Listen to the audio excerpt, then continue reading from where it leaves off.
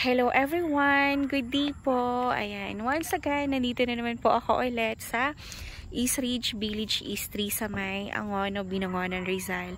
So, this time, nandito ako ngayon sa area po ng Sparrow Grove and meron ako ipapakita sa inyo ditong resale lot ko po. So, yung resale lot ko po is corner lot po siya and napakaganda ng location niya kasi siya na yung pinaka-highest elevation dito sa may area po ng Sparrow Grove. And kung ano po yung nakikita nyo po ngayon sa camera ko, ganyan na ganyan po yung view niya. So, unobstructed view po siya. At the same time po, sa area na to, dalawa lang silang hati. So, yung hati po niya, ito yung nasa taas. Ayan, ito po yung lot. Ito po siya mismo. And then, ang isang hati po niya, yung nandun pa po sa baba. So, nasa taas na area ka na.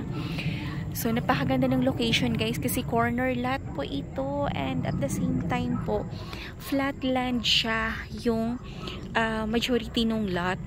So, hindi siya ganun ka-sloping kasi gradual lang po yung lot niya. So, kung napapansin nyo, ayan po siya mismo, guys. So, yung lot. Napakaganda niya and wala na pong harang po sa view natin kasi kitang-kita po natin dito yung view ng Laguna Lake, tapos makikita din po natin yung Pililya Windmills. Ayan, so dyan po na area.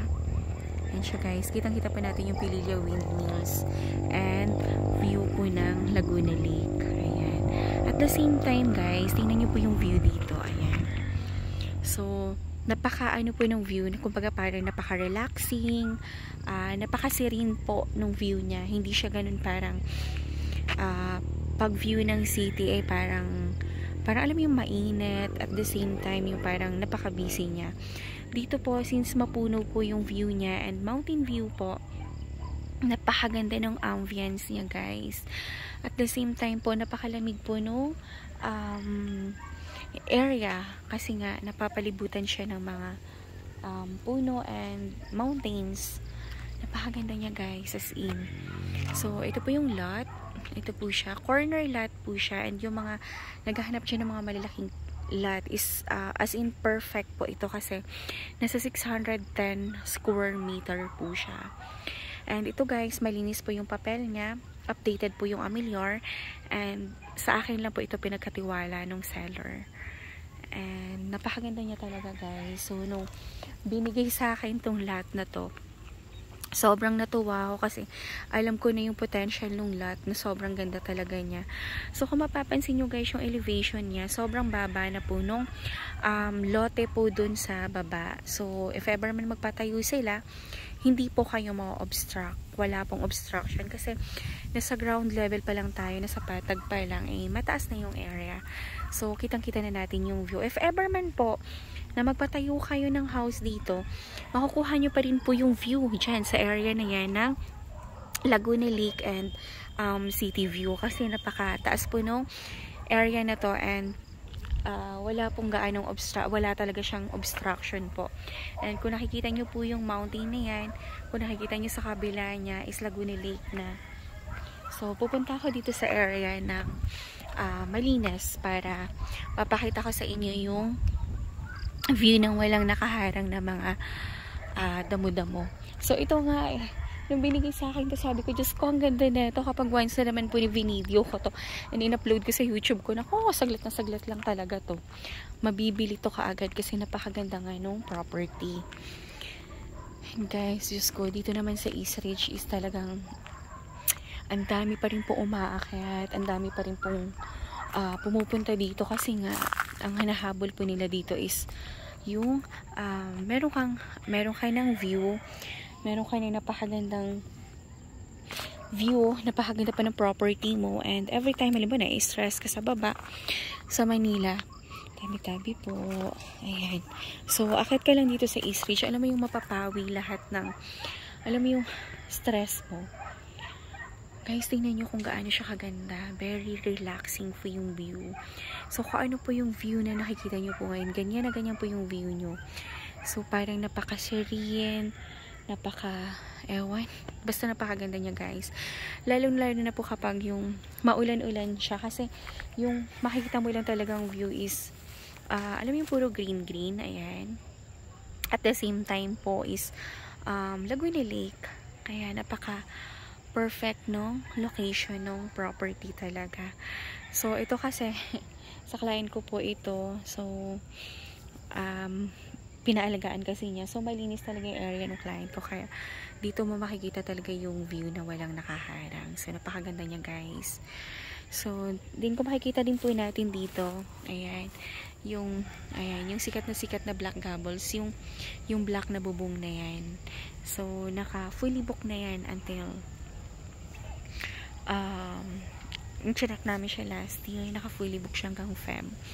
So hindi ko alam kung hanggang ano siya, kasi talagang ano yan, ang daming pumupunta dyan. So ginawa pong Airbnb nung client. So yun, napakalaking potential yun ha, mababa pa yun, pero as in ang ganda din po ng view niya. Pero yung how much more yung binibenta ko pong 610 square meters sa corner lot. So grab nyo na po yun talaga guys. So babalik ako doon, aapakan ko siya, and para mapakita ka din talaga sa inyo yung ano doon sa lupa. Yan siya guys. And alam nyo, parang napaka-relaxing pa po nung ano dito, nung area dito sa Sparrow Grove. Ewan ko, parang mas ano kasi ako, mas fun talaga ako ng ganitong area, yung mapuno, yung puro mountains, kasi alam mo yung parang pagkagising mo sa umaga, tas yung bubungan sa'yo, ano yung parang nakaka-relax siya sa mata, ay nakaka-refresh ng mga soul po natin. Yan siya guys, oh. Gantay niyan. Kaya grab nyo na po ito bago po kayo maunahan ng iba. Talagang ano to, perfect. Kasi kung gagawin mo siyang Airbnb, meron kayo ng tatayuan ng building mo, ng house mo, meron ka pang parking.